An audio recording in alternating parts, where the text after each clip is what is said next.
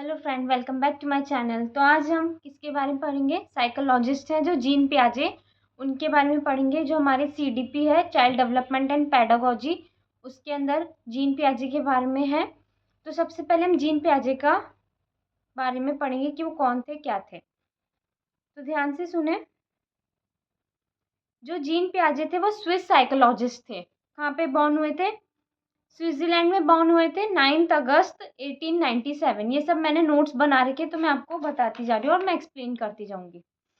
और ये डाई हुए थे 16 सितंबर 1980 में, जो कि स्विट्जरलैंड में ही डाई हुए थे ये। अब जीन पियाजे क्या थे, उन्होंने क्या करा था, उनके बारे में देखते हैं। जीन पियाजे was known as Swiss psychologist known for his work on child development. उन्होंने किस पे वर्क करा था? चाइल्ड डेवलपमेंट पे। मीन्स उन्होंने चाइल्ड डेवलपमेंट के बारे में जाना था, समझा था कि चाइल्ड डेवलपमेंट कैसे होता है। एंड उनकी थ्योरी भी है कॉग्निटिव डेवलपमेंट। उन्होंने एक थ्योरी बनाई थी जो बच्चों के बारे में जानने की कोशिश करी थी उन्होंने कि बच्चे कैसे होते हैं। और और क्या था उनके बारे में? जीन पियाजे place great important on the education of child. उन्होंने ग्रेट इंपॉर्टेंस दी चाइल्ड की एजुकेशन को, कि चाइल्ड की एजुकेशन कैसे इंक्रीज, कैसे बढ़ेगी आगे, कैसे क्या प्रोसेस होता है।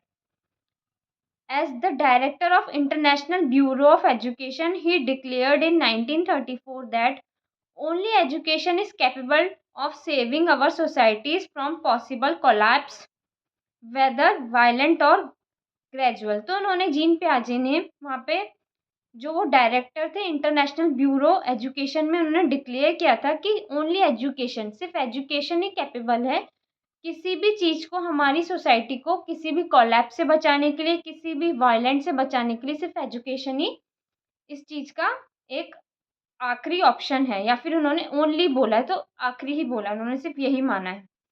His theory of child development has been studied in pre-service school education program. उनकी एक चाइल्ड डेवलपमेंट थ्योरी थी जो उन्होंने प्री सर्विस एजुकेशन प्रोग्राम में चलाई थी। Now days education and theorist working in area of early childhood education pressed in cooperating constructive based strategies. और इनकी एक कंस्ट्रक्टिव बेस्ड स्ट्रेटेजीज होती है जिसपे लोग काम करते हैं एजुकेशन को आगे कैसे सीखा जाए, कैसे समझा जाए, बताने के लिए। और क्या क्या है इनके बारे में? ये तो इनका पर्सनल पर्सपेक्टिव हो गया। अब हम सीडीपी के उस पर जाके पढ़ेंगे कि उन्होंने क्या क्या एलिमेंट्स दिए थे। ठीक है, जीन पियाजे ने 4 एलिमेंट्स दिए थे, MESE, जिनको हम फैक्टर्स भी बोल सकते हैं।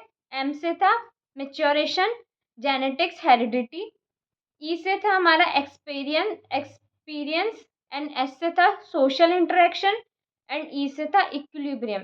मैच्योरेशन M से था, मैच्योरेशन मीन्स बच्चे में कब मैच्योरिटी आती है, उसके जेनेटिक्स कैसे बढ़ते हैं।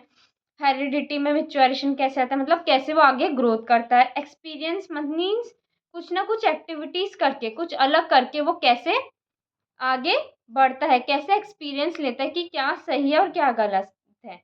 ऐसे सोशल इंटरेक्शन है, सोशल इंटरेक्शन से इसमें वो ये सीखेगा कि सोसाइटी से कैसे इंटरेक्ट करके वो अपनी लैंग्वेज को डेवलप करे।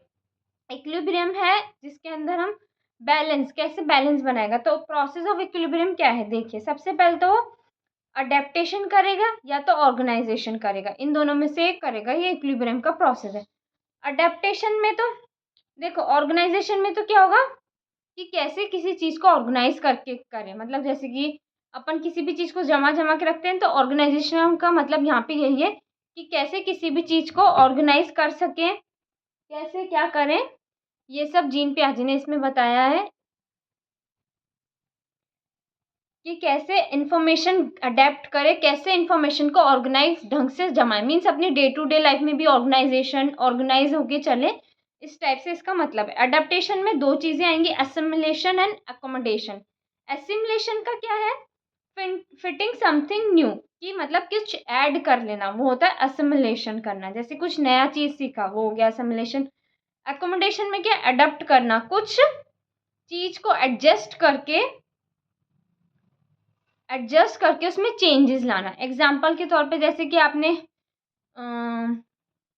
किसी को जैसे देखा होगा गाय भैंस, तो बच्चे को पहले पता है कि गाय ही होती है, पर वो भैंस देखेगा, बफेलो देखेगा तो उसको भी वो गाय बताएगा, क्योंकि उसको अकोमोडेशन नहीं हुआ, उसका कुछ चेंज नहीं आया कि उसने कुछ नया नहीं करा, तो उसने उसमें चेंजेस लाए, चेंजेस करा कि ये भैंस भी होती है, इस तरह की भैंस दिखती है।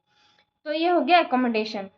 अब देखो प्रोसेस ऑफ अडेप्टेशन क्या होता है, देखो पहले असिमिलेशन करेगा, फिर फिर इक्विलिब्रियम करेगा, फिर न्यू सिचुएशन आएगी उसके सामने, फिर डिसइक्विलिब्रियम होगा, वो वापस से समझ नहीं पाएगा कि बफेलो एंड काऊ के बीच में क्या डिफरेंस है, फिर वो वापस अकोमोडेशन करेगा, मीन्स वो उस चीज़ को आत्मसात कर लेगा, अपने अंदर बना लेगा कि हाँ ये चीज़ ऐसी होती है। फिर उसके बाद हम पढ़ेंगे स्टेजेस ऑफ प्याजे। प्याजे की कितनी स्टेजेस थी, उनकी शॉर्ट फॉर्म में हम बोलेंगे SPCF। प्याजे की 4 स्टेजेस थी, जो सेंसरी मोटर स्टेज है फर्स्ट, सेकंड है pre operational stage, and third है concrete operational stage, and fourth है फॉर्मल ऑपरेशनल स्टेज। तो ये प्याजे की 4 स्टेजेस थी। तो सबसे पहले प्याजे ने जो फर्स्ट स्टेज थी सेंसरी मोटर स्टेज, ये स्टार्ट होती है हमारी 0 से 2 ईयर्स तक, जिसके अंदर बच्चा 0 से 2 मीन्स वो पैदा होगा, जब वो सीखेगा कुछ ना कुछ, मतलब बच्चा सीखना स्टार्ट कर ही देता है जब से वो जन्म लेता है, वो ऑब्जर्वेंस करने लग जाता है, चीज़ों को देखने लगता है। ऑब्जर्व कर रहा है तो मीन्स वो कुछ ना कुछ अडॉप्ट कर रहा है उस चीज़ से। ऑब्जेक्ट परमानेंस आती है इसमें। कैसे ऑब्जेक्ट परमानेंस आती है, जैसे बच्चे ने कोई चीज़ देखी, सेंस करी या फिजिकली उसको दिखाई, केला दिखाया, अमरूद दिखाया, जो भी चीज़ें दिखाई, जैसे बच्चे को कुछ भी चीज़ दिखा दी हमने ऑब्जेक्ट, तो वो परमानेंटली उसको याद हो जाएगा कि हाँ, अब वो फिर वो उसी को बोलेगा कि ये केला है, ये बफेलो हो, ये कैट है, तो वो उसको बता देगा इजीली, क्योंकि उसमें ऑब्जेक्ट परमानेंस आ जाएगा, उसको सेंस हो जाएगा कि हाँ ये चीज़ ये है। फिर है goal oriented behaviour, means goal oriented behaviour कैसे होगा, जैसे एग्जाम्पल ले लेते हैं, बच्चे को अगर कोई बॉटल रखी है तो उसका गोल क्या होगा कि मुझे उस बॉटल को लेना है, मतलब उसको वो अचीव करना ही है। कोई भी अगर ऊंचा भी कोई दूर भी चीज़ रखी होगी तो वो उसको अचीव करने की कोशिश करेगा, उस तक पहुंचने की कोशिश करेगा, तो ये गोल ओरिएंटेड में आ जाएगा। फिर डेफर्ड इमिटेशन होता है, उसको एहसास हो जाता है कि मेरी मम्मी, वो एकदम से वो रियलाइज करने लग जाता है कि हाँ ये ऐसा है। प्री ऑपरेशनल क्या है, 2 से 7 ईयर्स, जो कि हमारे इसमें क्या है, 2 से 7 ईयर्स में क्या होता है, ईगो सेंट्रिक होता है बच्चे में। ईगो सेंट्रिक कैसे होता है कि बच्चा सिर्फ अपने आप को इम्पोर्टेंस देता है, ये सोचता है जो मुझे पसंद है वही सामने वाले को पसंद होगा, ईगो सेंट्रिक होता है। इंट्यूटिव होता है, एनिमिज्म होता है। वो एनिमिज्म कैसे होता है, जैसे कि उसने किसी भी चीज़ को, जैसे उसकी टेबल से लगी उसके, तो वो उस टेबल को ही सोचेगा कि उसकी वजह से मुझे लगे, मतलब किसी भी निर्जीव वस्तु को सजीव मानने लगता है, ये एनिमिज्म होता है। ईगो सेंट्रिक होता है तो पढ़ा दिया। फिर कॉन्क्रीट ऑपरेशनल स्टेज क्या है, 7 से 11 ईयर्स की है। इसमें होता है लॉजिक स्टार्ट करने लग जाता है बच्चा, तर्क लगाने लग जाता है कि क्या करना चाहिए क्या करना नहीं चाहिए। क्लासिफिकेशन होता है, कंजर्वेशन होता है, सीरिएशन करने लग जाता है, सीरीज में चीज़ें पढ़ने लग जाता है धीरे धीरे करके, जैसे पहले 1 सीखा फिर 2 सीखा, तो सीरीज में हर चीज़ें सीखने लग जाता है। फॉर्मल ऑपरेशनल स्टेज क्या होती है, 11 और उससे अबोव, मतलब 18 तक मान सकते हैं। एब्स्ट्रैक्ट होता है, हाइपोथेटिक होता है, डिडक्टिव होता है, जिसके अंदर एब्स्ट्रैक्ट मूर्ख के चिंतन बनाने लग जाता है कि ये करना चाहिए वो करना चाहिए। ये जीन पियाजे की 4 स्टेजेस थी जो ज़रूर इम्पॉर्टेंट है और एग्जाम में आती है। इसको हम बोलेंगे SPCF, sensory motor stage, pre operational stage, concrete operational stage and formal operational stage. ये 4 स्टेजेस थी जीन पियाजे के लिए, और फॉर्मेटिव वीडियोस के लिए मुझे सब्सक्राइब करें। Thanks for watching.